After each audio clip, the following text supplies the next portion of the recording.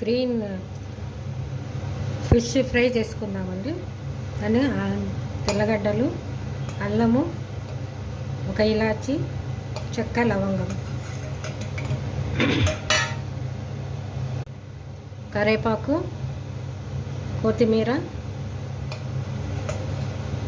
Green chilli, కొంచెం గరం మసాలా అంటే ధనియా powder, అన్నీ మసాలాలన్నీ కలిపినవి, సాల్ట్,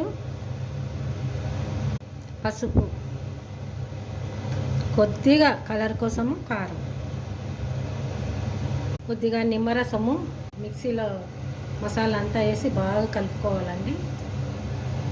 కొద్దిగా కార్న్ఫ్లవరు, ఆయిల్ బాగా కలిపి పెట్టు. Green chilli fish fry ready.